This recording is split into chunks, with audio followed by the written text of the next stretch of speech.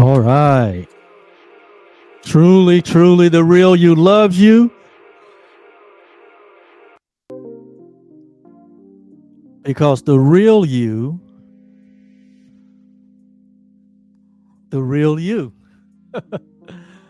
because the real you is love.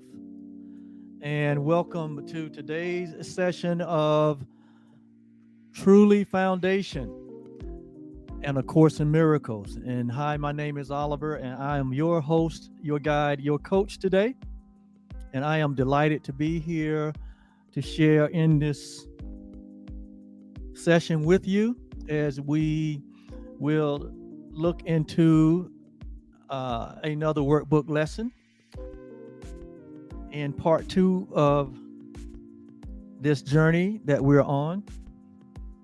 And today we're going to be looking at workbook lesson 240. Workbook lesson 240. And we're moving on down the road. If we're on 240 and there's 365, what's that? 125 more lessons that we will make commentary on. And I'm just excited about the impact that these lessons are having, first of all, on me, and also on those that have decided to join in this journey. And if you're here for the first time listening, we welcome you to this space where we are in the process of renewing our minds, being transformed from a place of fear to a place of love. Yes, we could put it that way now. But this is for those who desire to move deeper and to have a more direct experience of their relationship with their creator, their relationship with themselves, and their relationship with each other. And what we have discovered here is that, as the course says, that an undisciplined mind can accomplish nothing. And what we have learned is that it is the mind that really needs to be healed. It is the perception that we have been conditioned, taught, trained, a thought system that this world has placed or tried, that has placed itself in a superior role, that has gotten us in a what I would call an identity crisis. Because I'm totally convinced that the world that we see, all the unloving things in the world that we see, but there are a lot of loving things in the world that we see also. But we are disturbed about the unloving things that happen in the world. We are disturbed about the suffering that is in the world when we see people suffer needlessly. And so our heart and our purpose is to share these advanced teachings to help people to get to the root cause of what's causing their unhappiness, what's causing their stress, their anxiety, their fear, what's causing people to be afraid, what's causing people to lose hope. And so we're here sharing what we believe is a very effective solution. Very effective solution to helping you, or helping humanity to wake up to a brighter day and to see the world from the lens of love, to see the world from the perspective of oneness. And so we're using this resource called A Course in Miracles. It is a course in mind training, because we identified that the mind is the root cause. The mind that believes that it is split, meaning that that the mind is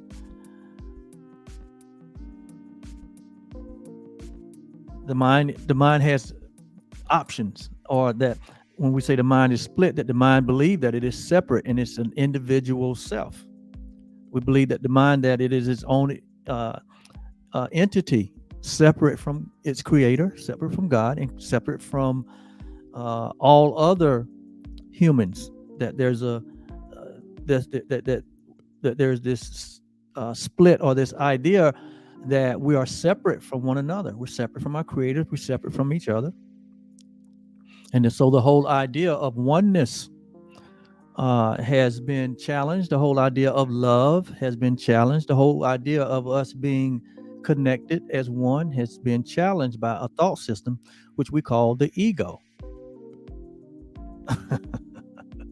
We don't call it the devil. We call it an ego thought system, because it is the way we think, the way that is affecting the way we perceive. And it's our perception that is affecting our action. And it's our action that is determining the results that we have in our life. And so we believe here, as the Course has taught us, that all this comes from within. There's nothing external to us. There's no force external to us that is controlling us. No, we still have our freedom to choose. And when we exercise our freedom to choose, there needs to be a understanding of what we're choosing. That in reality, there is only reality. So this course helps us to understand what is real versus what is not real. Like we're going to talk about today, a subject that is one of the central themes in A Course in Miracles, and that is fear. Is fear real, or is it not real? Is it a reality, or is it an illusion? We need to know that, and we need to know that that fear is self-induced, and that fear can be overcome, or it can be transcended. It's just a matter of expanded awareness, or expanded consciousness, or expanded knowledge. We need more knowledge on that subject. And so today we're going to look into Workbook Lesson 240, where the subject of fear is brought up. And so the idea or the thought for today is fear. Fear is not justified in any form. This is a corrective thought. This is a thought of reality, that fear is not justified in any form. In other words, we said on the last on our last lesson, we said that we are justified. That God justified us. God sanctified us in the creation process. That we're justified in God. That means that we are just, we are righteous, we are holy, we are innocent, we are sinless, we're guiltless. Because this is the way that we were created. And we remain that way. Nothing in this world can change what God created. And God created us in holiness and righteousness.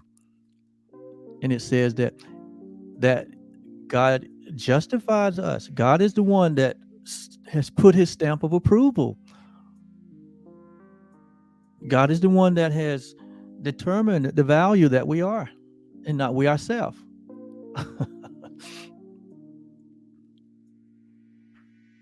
Can you imagine the cell phone saying to the designer of the phone,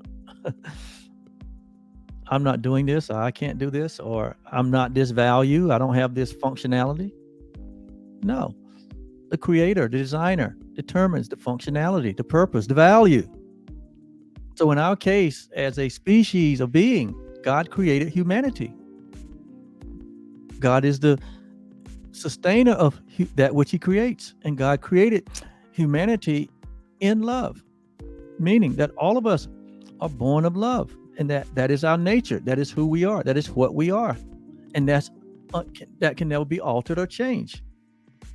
Now, what we have realized is that we can deny that and have a different experience, have an experience that may be opposite to love. And that's our own doing. That's our own choices, our own responsibility. But what God guarantees and what God promised is that eventually all of us will come to our senses. All of us will eventually, like the prodigal son, make a decision to come back to love. And so this is what this life journey is about, is to remembering who we are. It's about identification. The lack of love is because of a lack of identification, a lack of truth of who we are. We have tried to redefine ourselves. We have tried to remake ourselves into something that we're not. God made us, created us as infinite, impersonal, and self-aware beings that share the one being that exists, which we call God, or which we call love. But we have tried to make something opposite to that. That's why we live in a world of multiplicity, where there's billions and trillions of different things that don't look like they're connected at all. Everything seems to be separate and holding in its own space. And all that contribute to promoting the idea of separation, promoting the idea of things having limitation, promoting the idea that everything is personal, that our personal history is what and who we really are.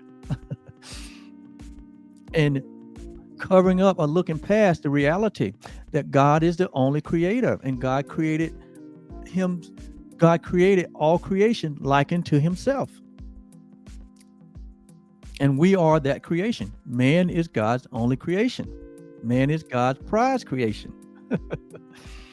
And we've been created in God's image and likeness, but we are of the very substance of that what God is, which is love. That is who and what we are.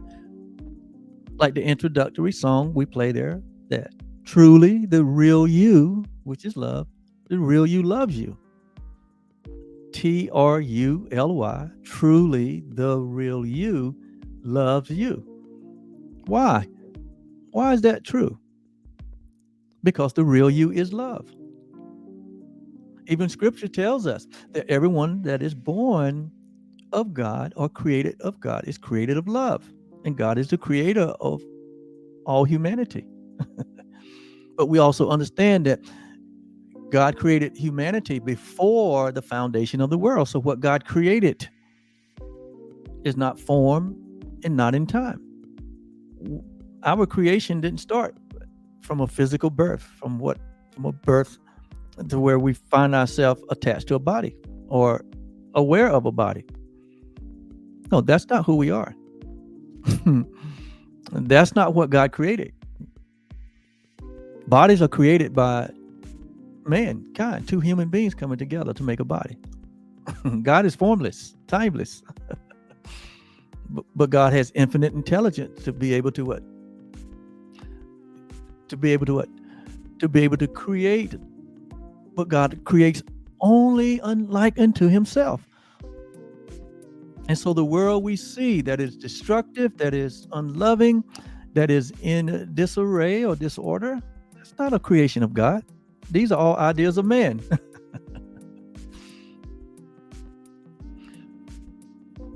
And so fear is not justified in any form. So we're talking about fear. Fear is never justified. Fear, in other words, fear is never a reality. It's not a thought of God. In fact, there is no fear in God because God is love. There's no opposites in love.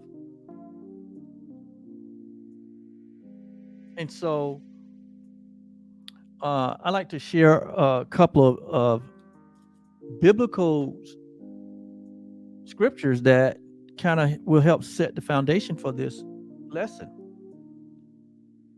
for all our Bible scholars, and I'm one myself. In 1 Timothy chapter 1, verse 6 and 7. I think it's 1 Timothy. Could be 2nd. Let me make sure.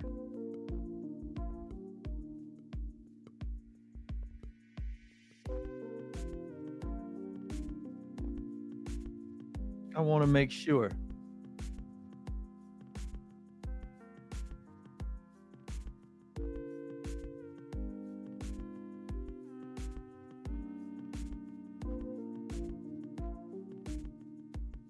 Second Timothy chapter 1, verse 6 and 7. It reads like this.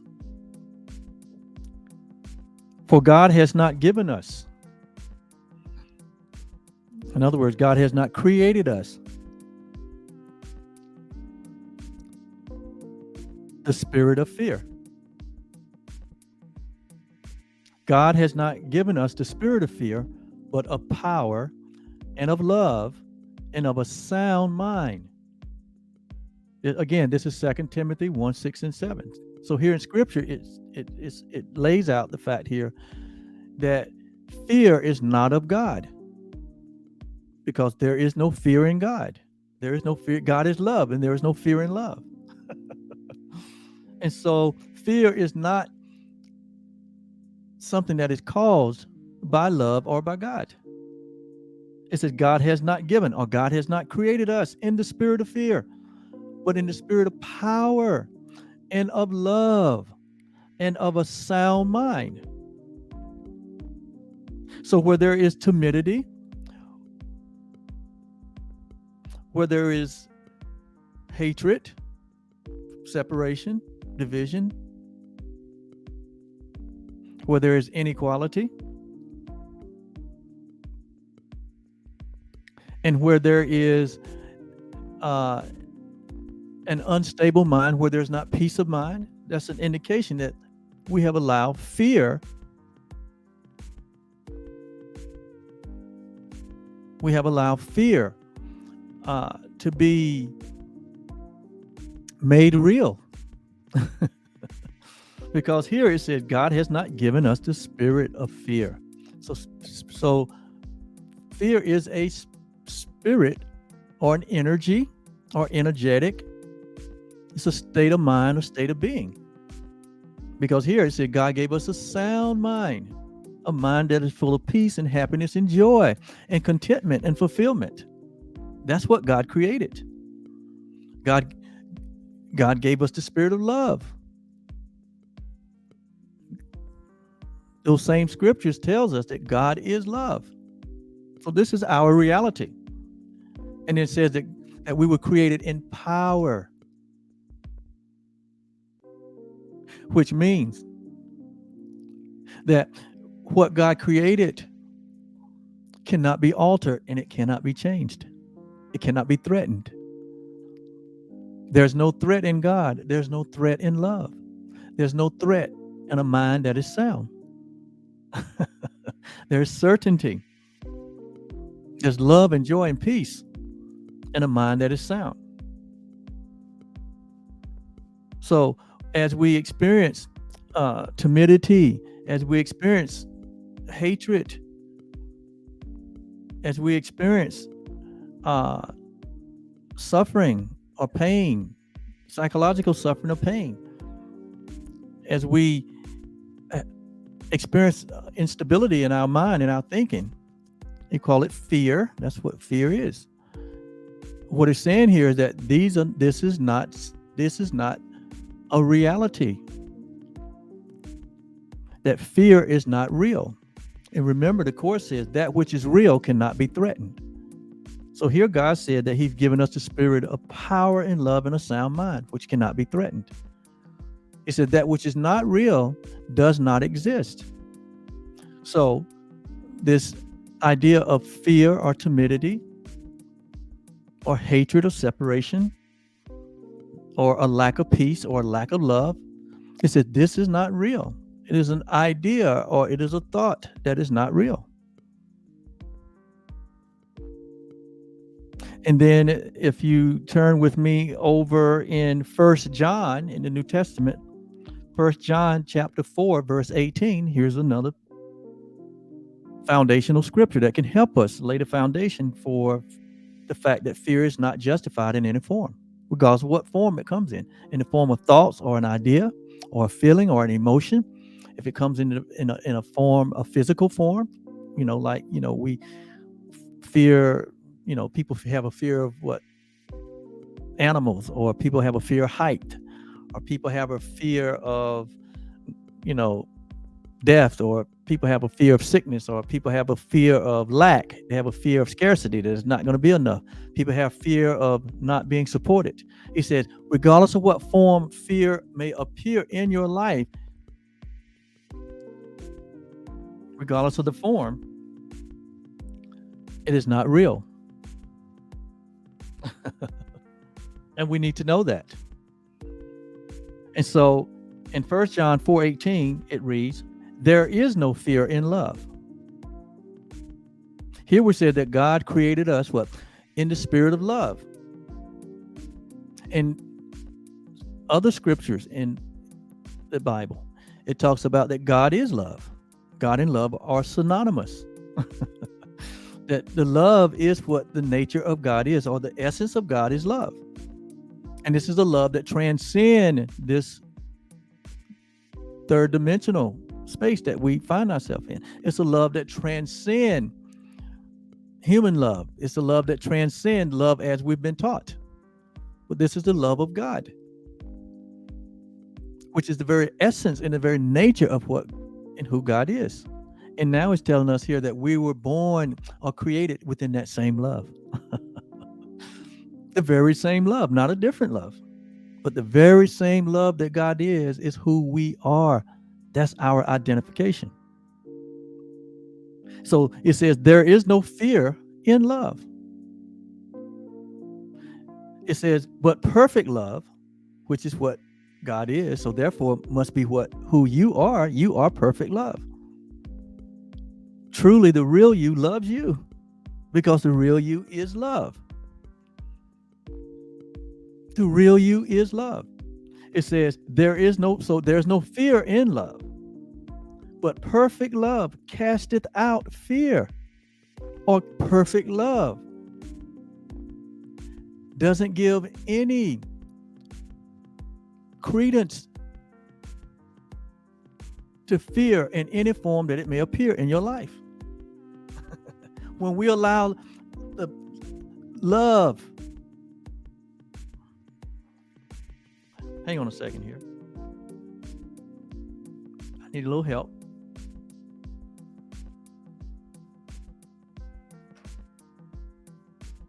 All right. Y'all got me? Okay. There is no fear in love, but perfect love casteth out fear, because fear has torment. Fear has torment, and we've all experienced fear and torment. We've all had it. It says, he that feareth is not made perfect in love. In other words, he that feareth, that means that we're not embracing, we're not accepting the reality of the love, the one love that we share, the one love that we were created in, the one love that is our only reality. Perfect love casteth out the idea, or cancels out the idea of fear. It says, because fear has torment, and he that feareth is not made perfect in love.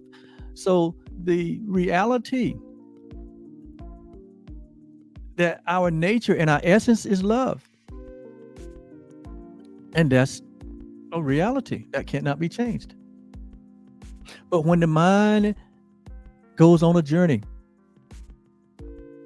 we call it a prodigal journey, where it appears to be split off from its original source, the mind of God, or the mind of Christ.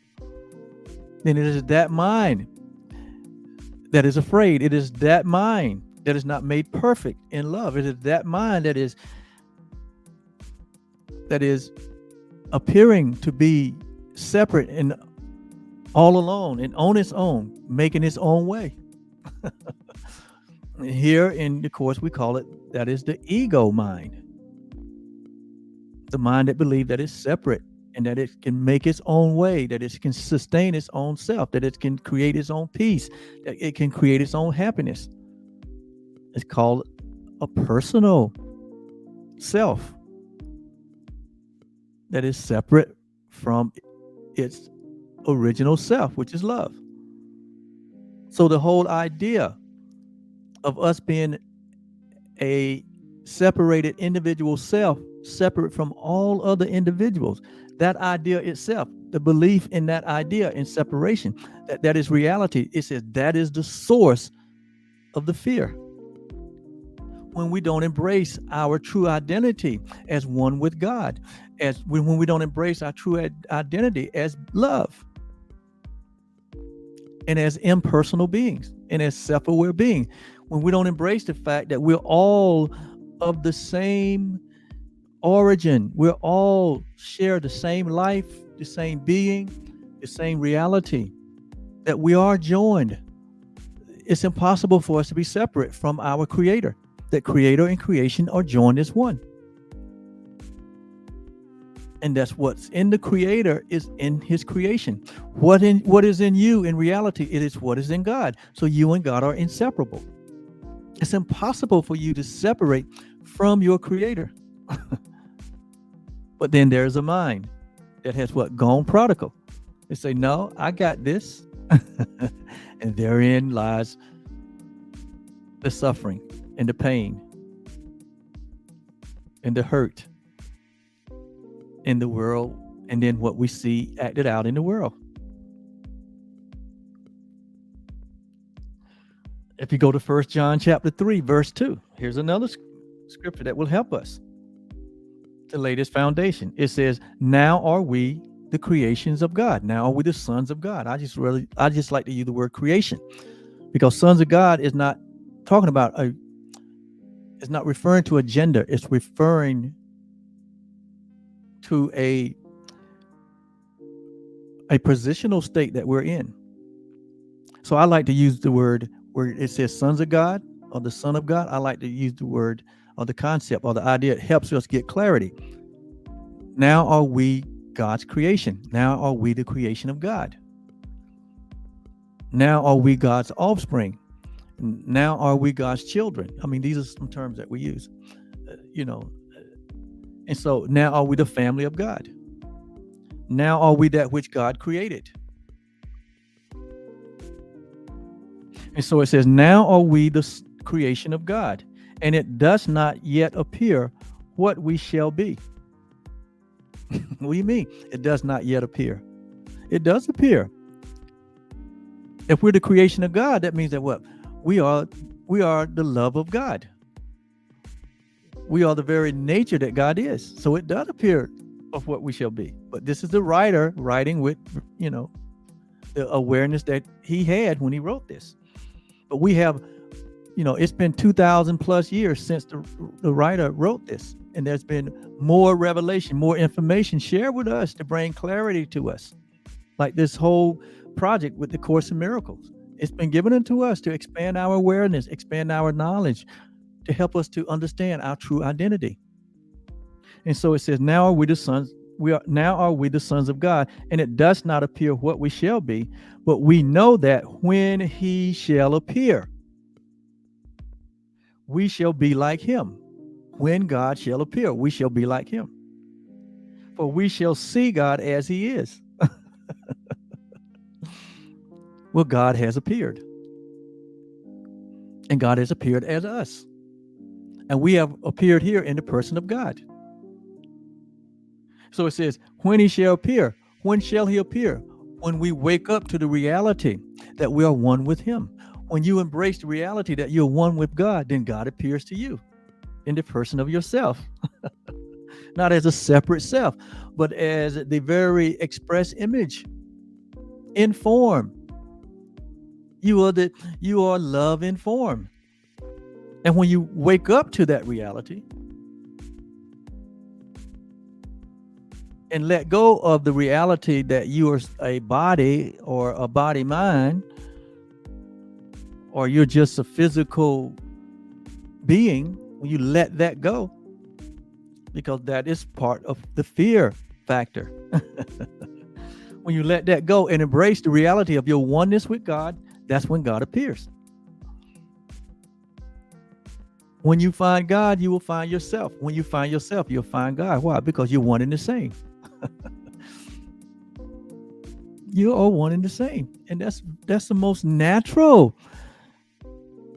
That's the most natural state of mind. That is what we're searching for, the knowledge of the truth. So we shall be like him. Why? Because he created us in his image and his likeness. So it's not that we're going to be like him in the future, but we're like that right now. That's why it says, now are we the creation of God. Right now. Faith is now. There is no future. There is no past. There's only what the presence.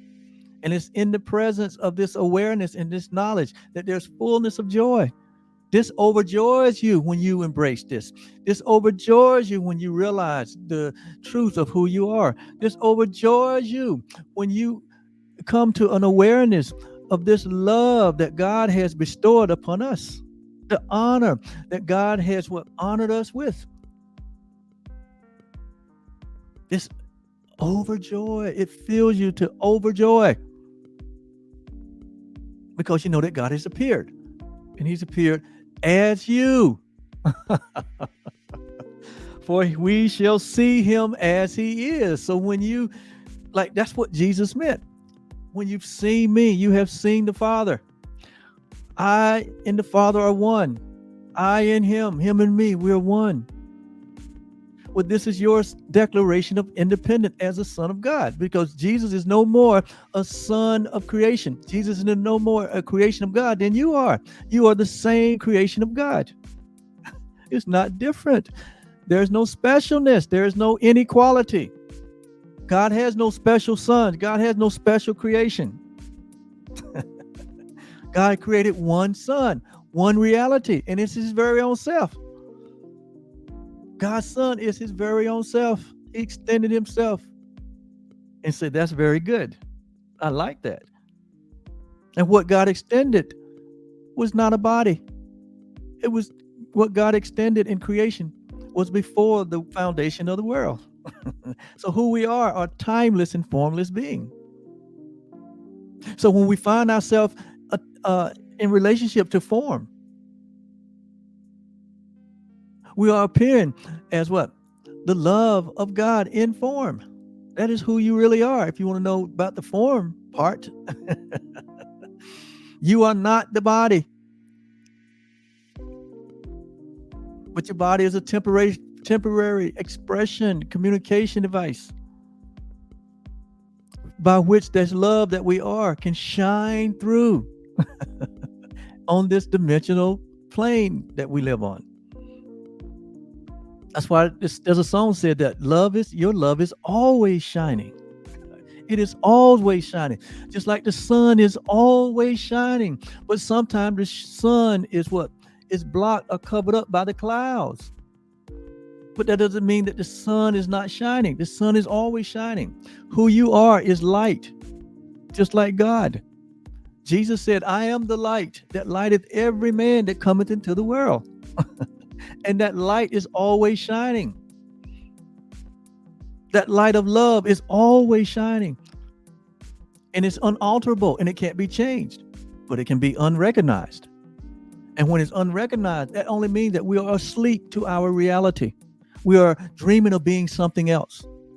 And in that dream, we try to make something else, make a world, make ourselves to be something that we're not. Therein lies the pain and the suffering. Therein lies the lack of love. When we dream that we're something else. And that's where fear enters in. That's where fear enters in. And then finally in Matthew 5:8, it says, blessed are the pure. Blessed are the pure in heart. Blessed are the pure in heart, for they shall see God as themselves. I added that last part because that just help brings clarity to what's being said here. Blessed are the pure in heart. So God said He has blessed all of us with every spiritual blessing in the heavenlies. So this pure in heart is who all humanity is. But we have a direct experience of that blessing when we embrace the reality of our identity and our oneness with God. When we see ourselves and accept for ourselves the truth that is true always, that God and I are one.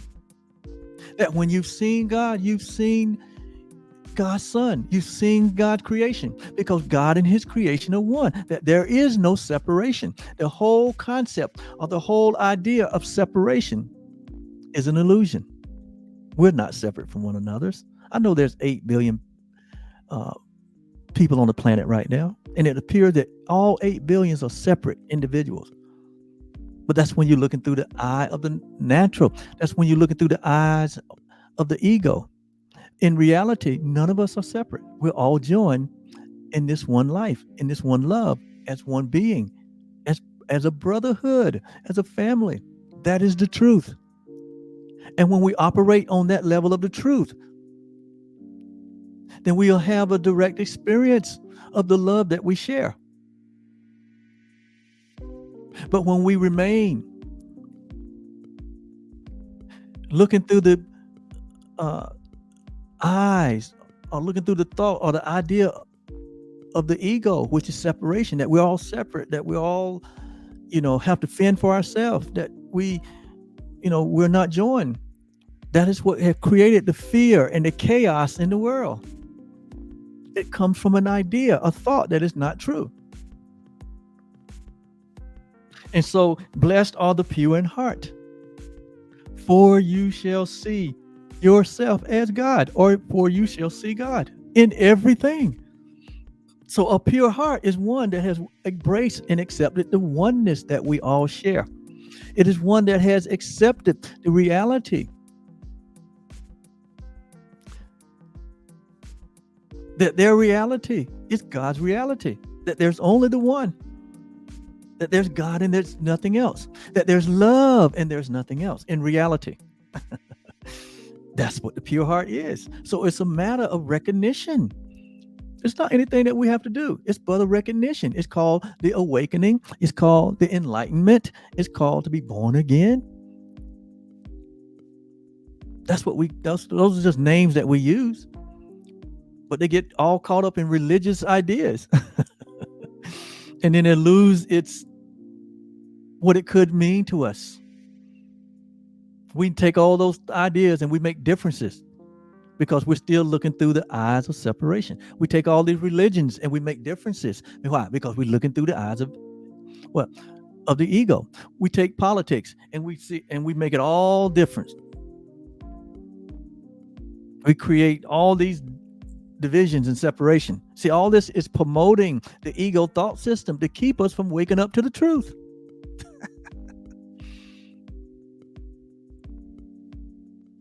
And where there's a belief in separation, there's a belief that fear is real. That's how fear gets in, by embracing an idea of separation. There is no separation. The separation has never occurred. No matter where the story or where the idea come from, that is the truth. And when you test that truth, you'll come to know that this is true. It is true that all humanity is my brothers and sisters. All humanity is a part of me, and I'm a part of them. And so I wouldn't hurt them or destroy them or steal from them or, see them as an enemy. So today we're gonna do all we can to, I guess you might say, Finally put the rest, the F word. Today is about the F word and finally putting that concept to rest. But no one wants to what?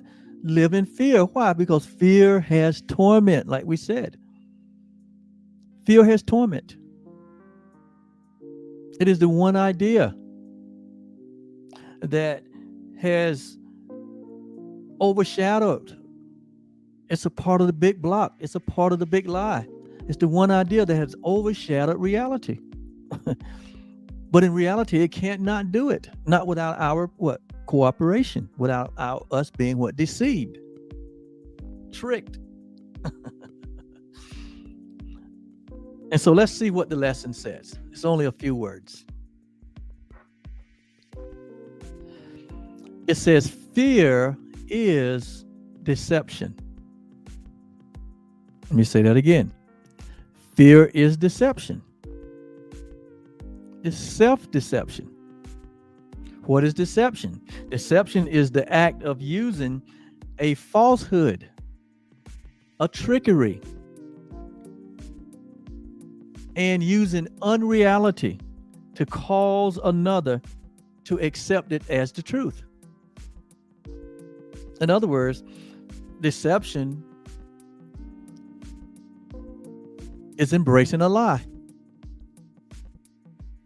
And we see how this concept of deception is running rampant in 2022 in our experience over the last many years, many years. But it's on huge display now, where the idea of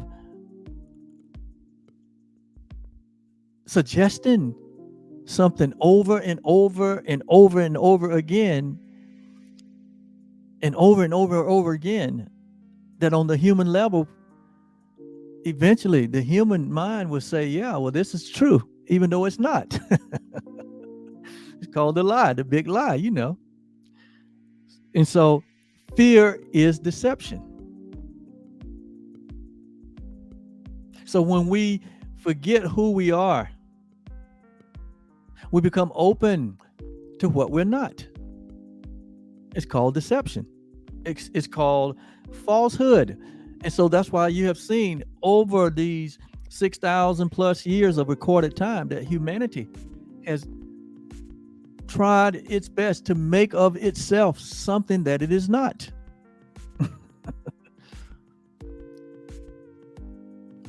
And in this 2022 culture, we know that the personal self is front and center, especially with all of the media outlets and everyone has access to becoming well known, world known and worldwide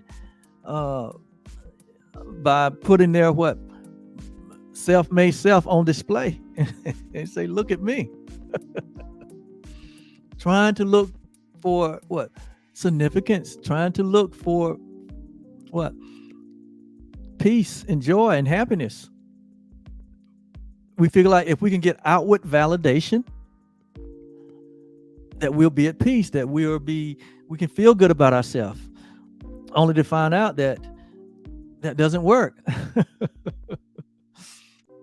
Only the truth about who you are, who I am,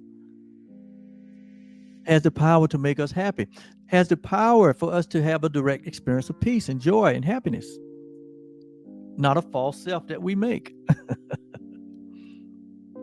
So fear is deception.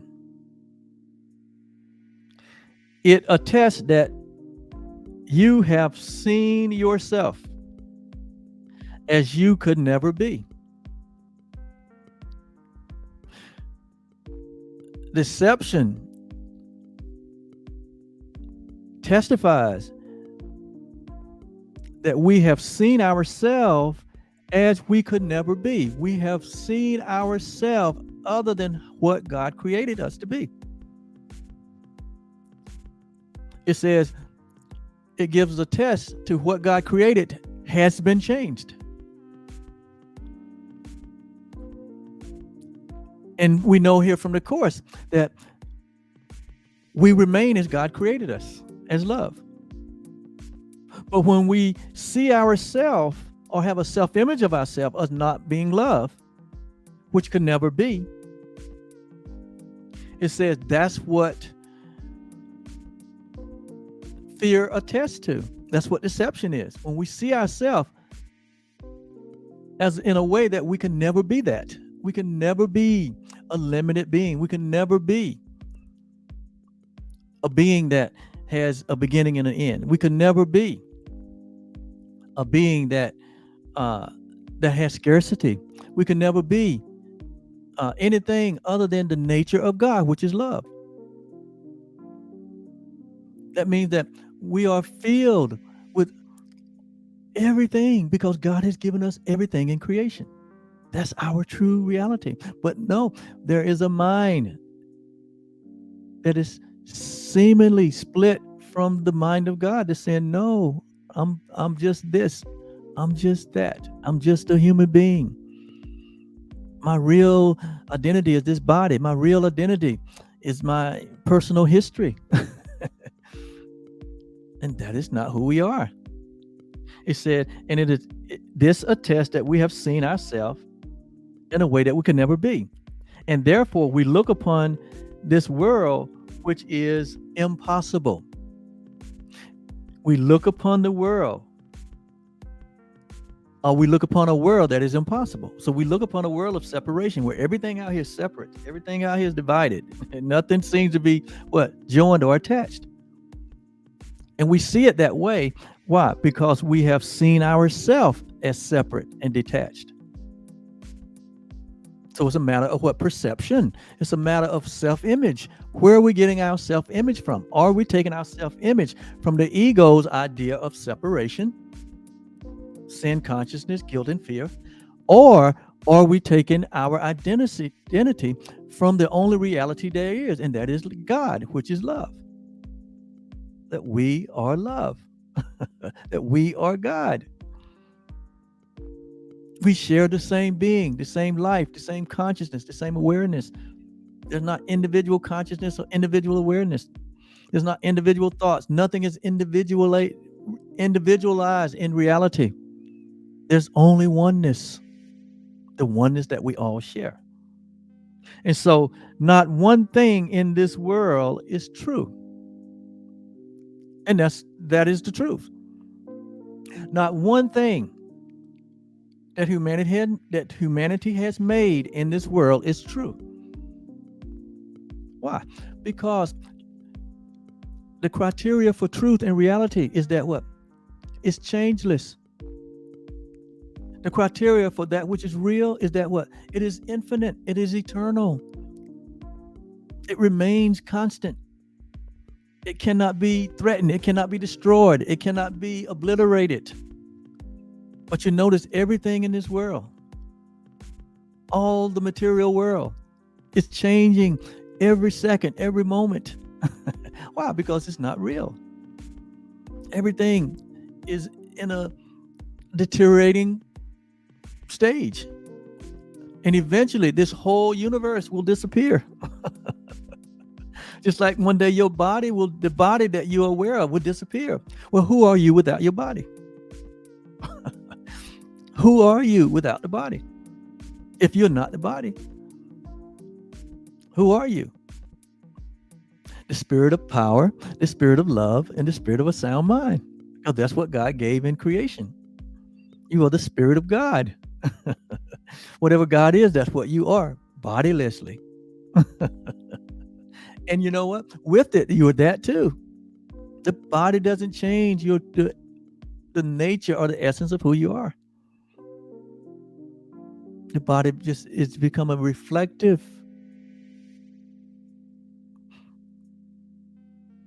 device that reflects the nature of love that we all share. So how do you see yourself?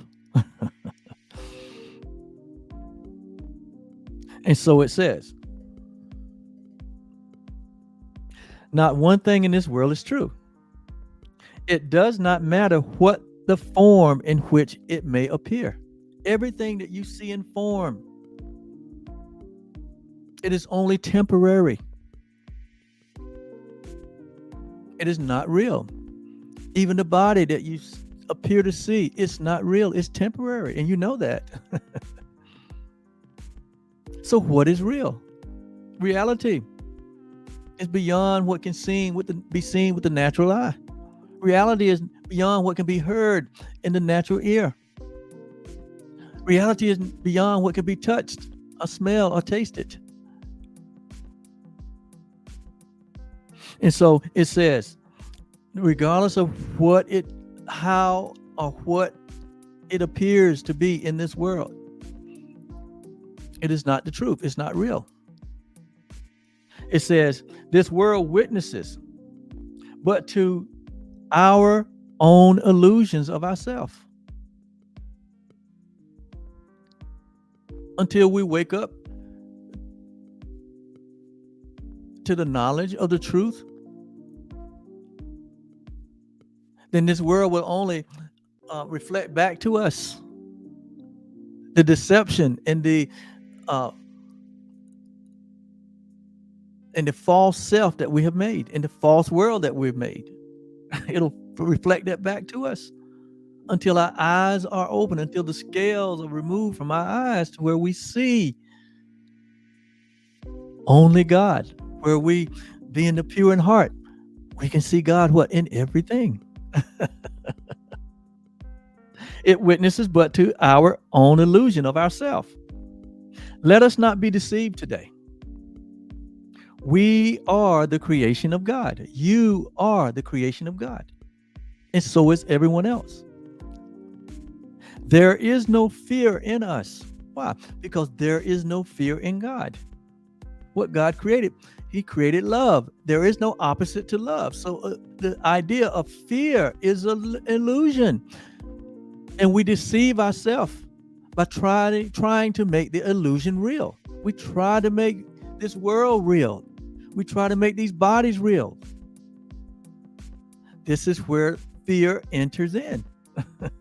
And we feel a sense of being vulnerable. We have a sense of being threatened by the outside world. And then we have this inner threat within us, where we see ourselves falsely, where we see ourselves unloving, and we are afraid of our very own self, that we may attack another or attack ourselves. And then that only leads to further deception, to where we feel like we've done something wrong, and so guilt comes along and say that you deserve punishment.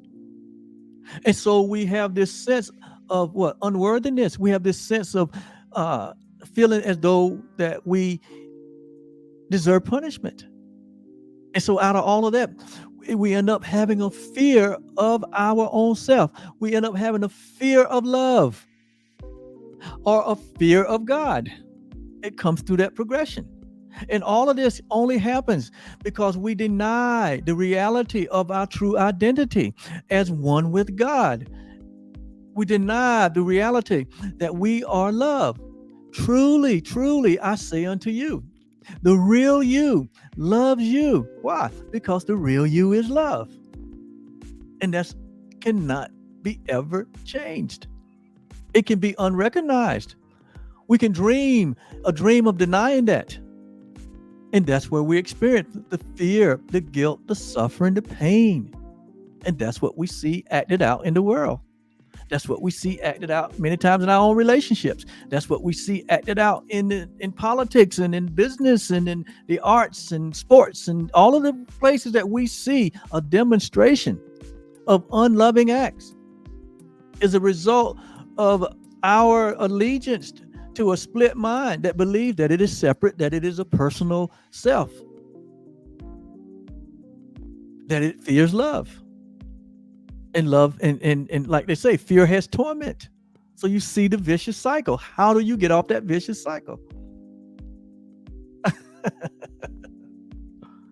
Nobody can escape this process of coming to the awareness that I have a lack of peace. Why do I have a lack of peace? Why am I afraid of this or that or this person or that person? All of us have experienced that. And the only way out of that It's through expanded awareness. The only way out of that is through renewing the mind, or being transformed by the renewing of the mind, and not being conformed to this world, which is motivated by fear. This world was created in fear. So the awakening happens when we but recognize the truth that is true always. And that's why we're here, Truly Foundation, to share these advanced spiritual ideas to help all humanity to come back home, to love, come back to their true self, to give up the false idea of being a sinner. You are not a sinner. You can never be that. You're not anything that the world has labeled you to be. You remain as God created you. And when you embrace that, everything changes.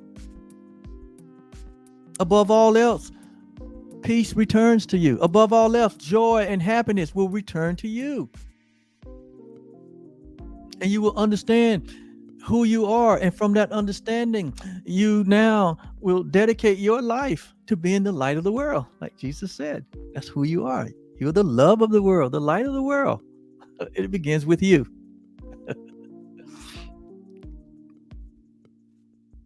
And so there is no fear in us.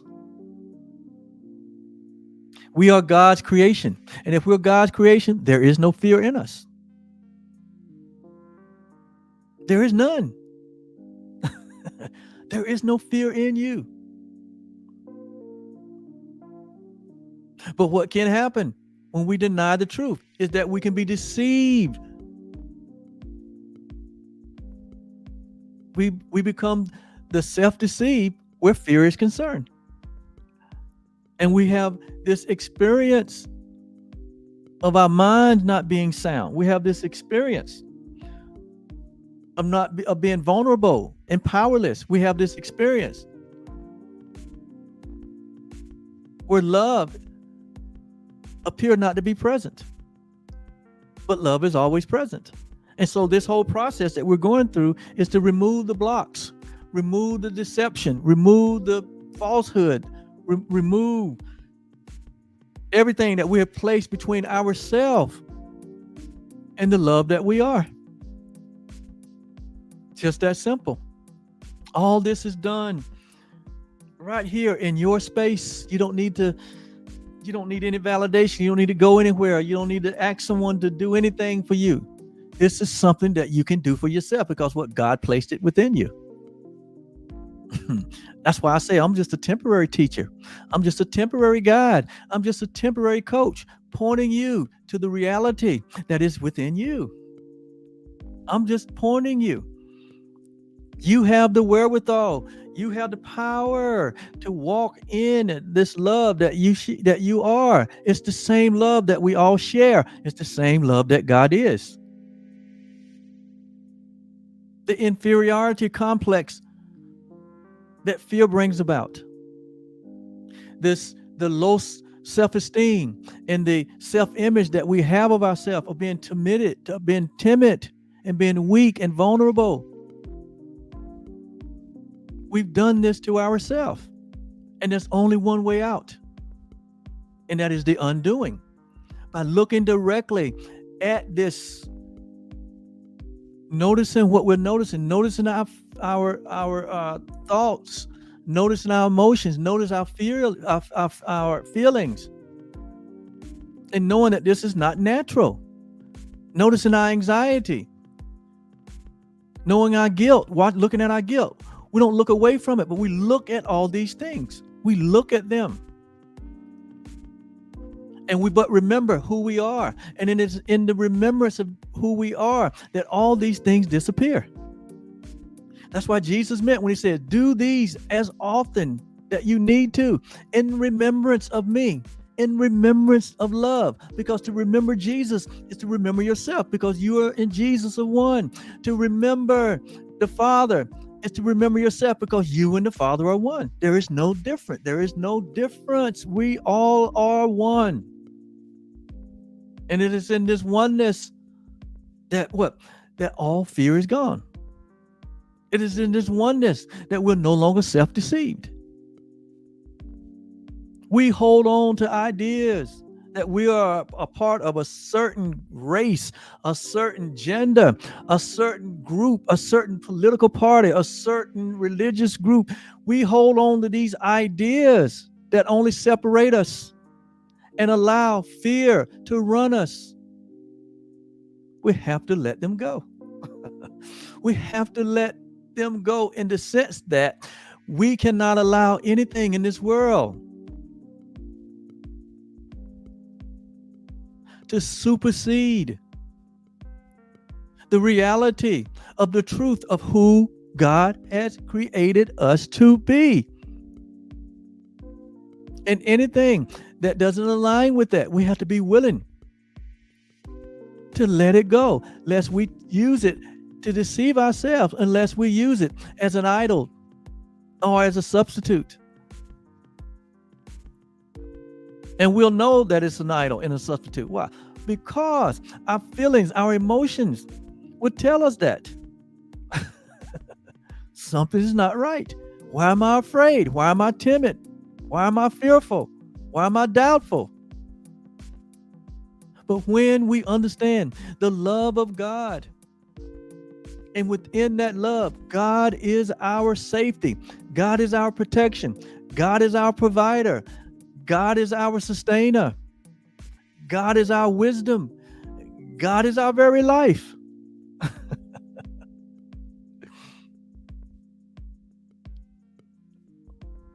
This is the ultimate. This is what we've been called to. Wake up to this reality. We came here to experiment. Is there anything outside of God? And we've all come to the conclusion that no, there's nothing outside of God. And so what we say, we return to God. God, I remain as you created me. I am love. I'm the light of the world. And so is all humanity. And so I'll remain here as long as necessary to help my other brothers to wake up. All of humanity to wake up. That's the will of God. That's my will. That's the only will, that thy will be done on earth as it is in heaven. Because in heaven there is no fear. There is no timidity. There is no lack of love. There's no lack of anything. And where is heaven? Heaven is in you. Heaven is you. The kingdom of God is you.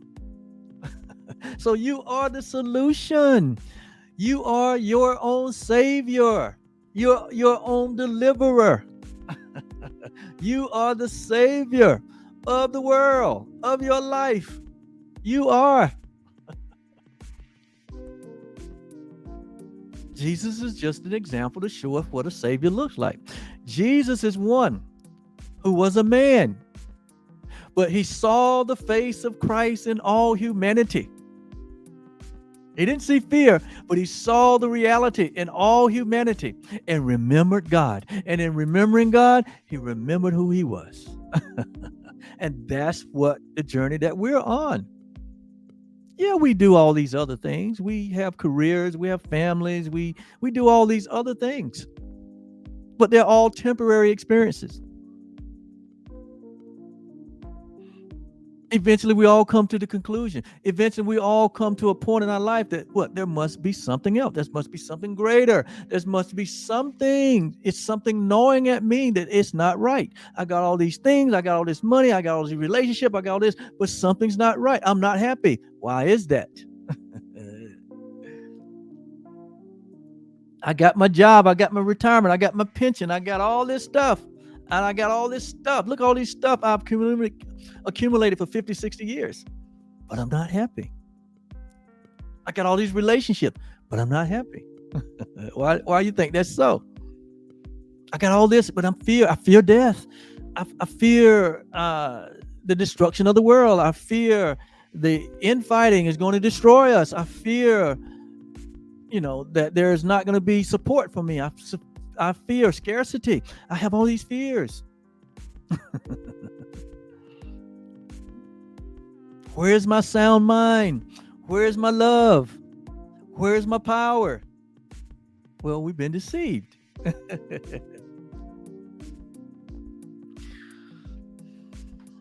Well, I think I got my point across. So I'm going to finish today's lesson with a prayer or an affirmation or a confirmation or a confession, however you want to say it. So now that we know that there is no fear in us, for we are each a part of love itself. All of us are love. We're part of that. So there is no fear in us. For we are each a part of love itself. We are all a part of God itself. We are all a part of each other. We are a part of each other. In fact, we are each other. And if you know that, you wouldn't harm yourself. You wouldn't be afraid of yourself. You wouldn't be afraid of your neighbor. But we are, because we don't know that we are love, and that cannot be altered or changed.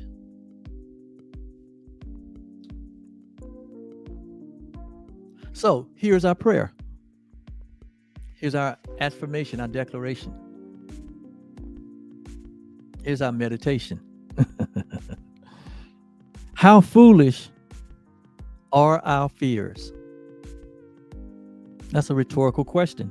How foolish are our fears? Now that we understand who we are. So how foolish is fear? We make it up. We make up our own suffering. We make up our own pain by being fearful of ourselves. We actually fear love. We actually fear God. Why? That only happens because we deceive ourselves. We deny the reality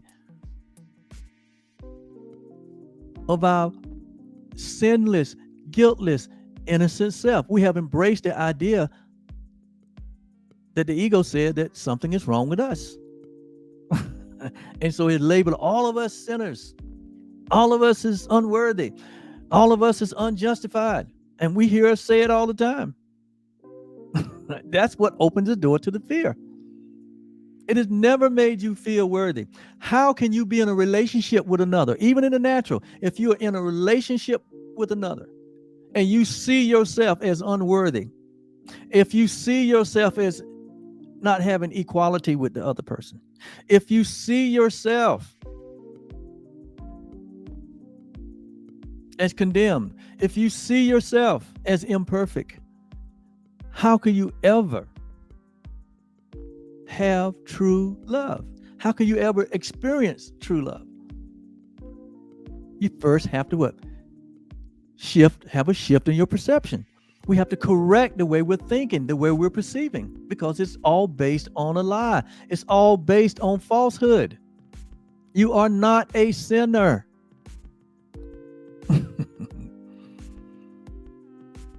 You're not a fallen creature. You are love. You are one with all creation. You are the very presence of God in form.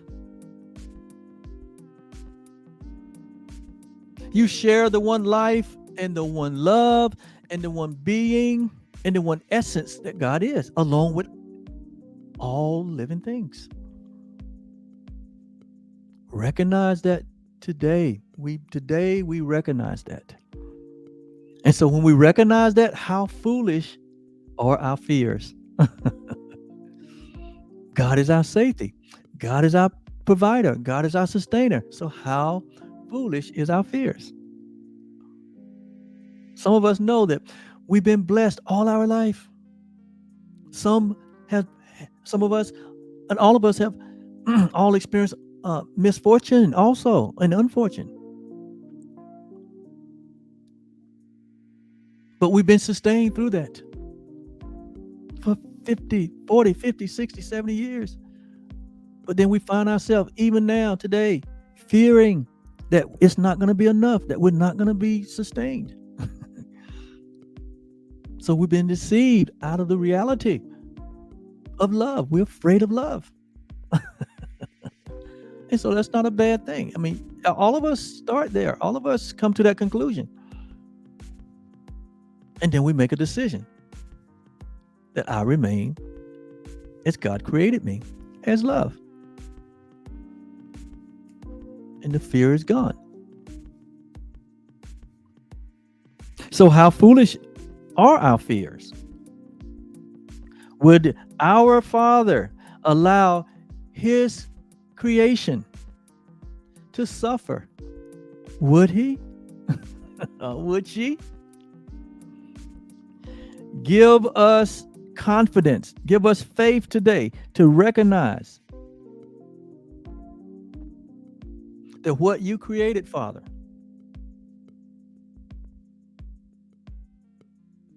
remain as you created it, that we are holy and without blame before you in love eternally. That will never change.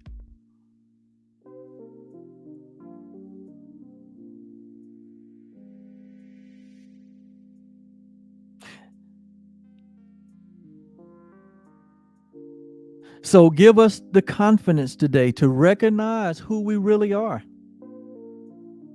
who our brother really is, who our neighbor really is, and set them free. Let us forgive all humanity. Let us forgive the entire world in your name or in your nature, in your will, because that is the will of God. That we let go of the falsehood. We let go of all grievances. We let go of all self-deception. We let go of the idea of separation. In the knowing of the oneness that God is and that we are. That we may understand our holiness. That we may understand our neighbor's holiness, their wholeness, their completeness. That we may understand that our neighbor is love, that all humanity is love and remain as God created them. And the ones that may continue to be walking asleep, being deceived that there's something else, and been tormented by fear. We are here to be the light of the world, to help be a light to and a pointing and a guide and a helper to wake up all humanity to the truth of who they are. So let us forgive our neighbor in your nature, that we may understand his holiness and feel the love for everyone. Why can we feel the love for everyone? Because it's the same love that we all share. That's why it's possible, because we're all connected. There's only one of us. There's only one family. There's only one faith. There's only one love. There's only one hope. There's only one reality. And that's our oneness, which is our Father's love as well. So how sweet it is. How sweet it is to be loved by our Father. How sweet is the love of God. What kind of love is this?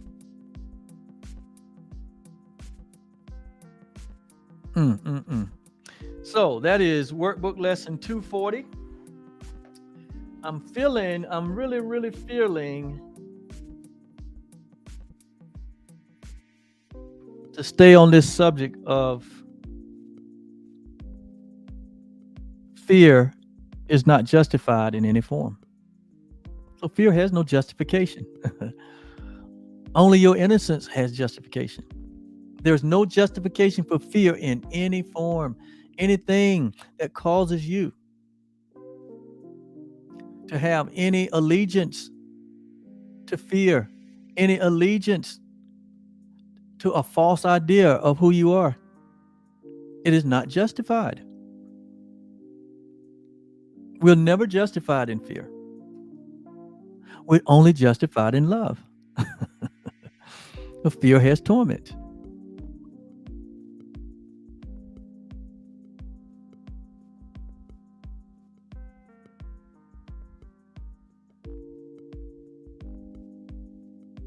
And we are in the process of practicing this love, allowing love to what have its perfect work in us.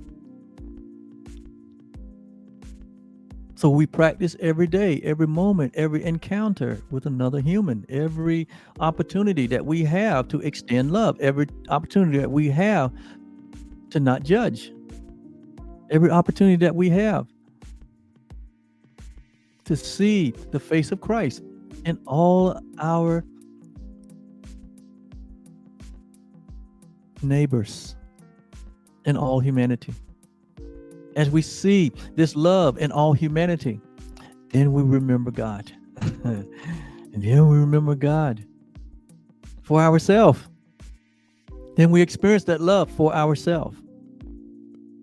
It's so easy to judge. It's so easy to say that someone is not worthy or unworthy or someone is not deserving.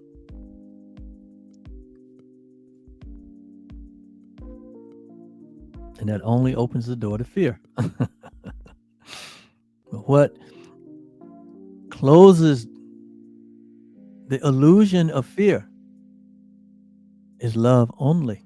And so here we teach only love because that is all that there is in reality.